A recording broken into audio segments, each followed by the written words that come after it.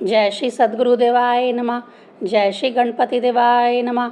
ओम नमः शिवाय। रुद्र संहिता सती खंड 33वां अध्याय। महाबली वीरभद्र के प्रस्थान का वर्णन करते हुए ब्रह्मा जी कहने लगे, तदंतर शिव जी को अभिवादन करके वीरभद्र ने दक्ष के यज्ञ का नाश करने के लिए प्रस्थान किया। भगवान शंकर ने परले अग्नि के समान करोड़ों रुद्रगणों को उनके सहायक बनाकर भेजा। शक्तिशाली वे शिवगण उत्सुकता से वीरभद्र के आगे पीछे चलने लगे। वीरभद्र ने शिवजी का रूप धारण कर लिया तथा ऐसे रथ पर सवार होकर जो 400 हाथ लंबा था व जिसे 10,000 सिंह खींच रहे थे, व अन्य बहुत से सिंह और हाथी उसके पाशक रक्षक थे। जब वीरभद्र ने यात्रा आरंभ की तो कल्प वृक्षों ने पुष्प वर्षा की और सब गणों ने उनकी स्तुति की। इसी समय काली, कत्यानी, ईशानी, चामुंडा, मुंडमर्दनी, भद्रकाली, भद्रा, बलि, वैष्णवी इन दुर्गाओं ने भी अपने भूतगणों सहित प्रस्थान किया। इस प्रकार दक्ष यज्ञ विनाश के लिए जाते हुए वीरभद्र महाकाली के गणों की गिनती करना व अनुमान करना असंभव है।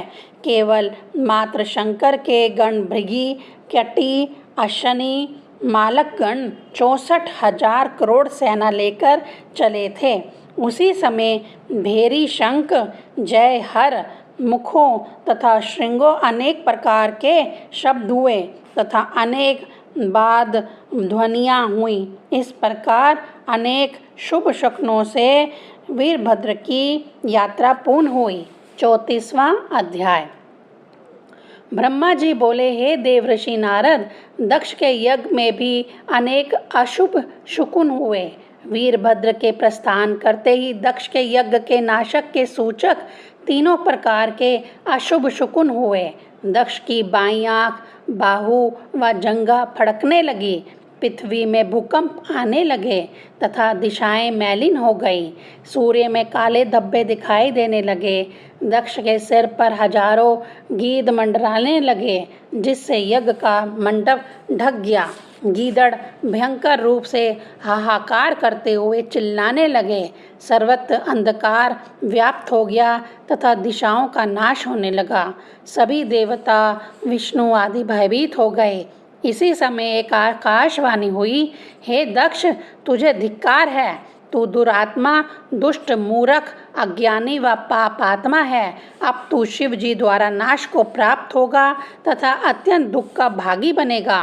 तू निंदनीय है, क्योंकि तेरे कारण यह उपस्थित सभी देवताओं को दुख भोगना पड़ेगा। इस प्रकार आकाशवाणी व अपशकुनों से भयभीत दक्ष व्याकुल होकर विष्णु जी की शरण में गया तथा उनकी स्तुति करने लगा। 35वां अध्याय।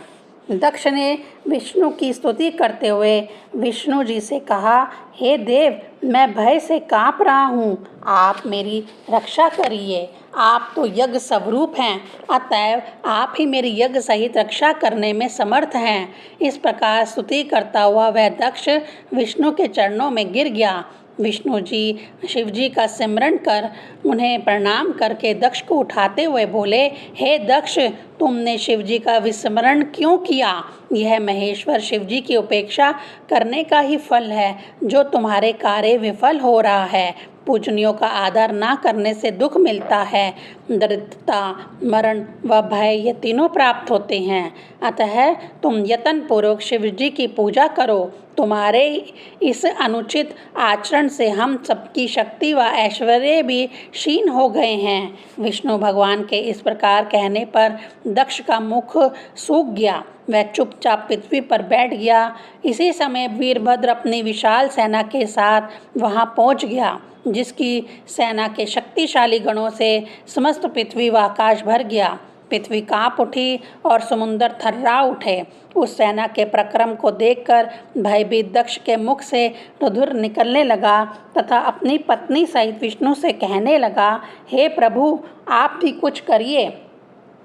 आप ही के आधार पर मैंने यज्ञ आरंभ किया था। मैं जानता हूँ आप ही यज्ञों के प्रतिपालक, वेदों के अधिष्ठाता हैं। हे देव, आप ही अब इस वृक्ष की रक्षा करने के योग्य हैं।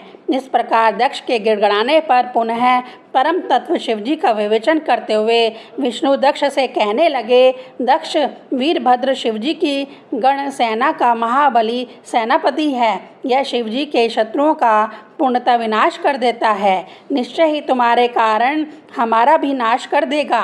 शिवजी को बुलाकर जो मैं तुम्हारे यज्ञ में सम्मिलित हुआ हूँ, इसका भी भयानक फल मुझे भोगना पड़ेगा और आज मेरी शक्ति क्षीण हो जाने पर मैं इसे रोकने में असमर्थ हूँ। मेरा सुदर्शन चक्र भी निष्प्रभ हो गया है। यदि हम यहाँ से भाग जाएं तो भी वीरभद्र को पकड़ से हम बच नहीं सकते, क्योंकि वीरभद्र के शस्त्रों की गति इस समस्त ब्रह्मांड में है।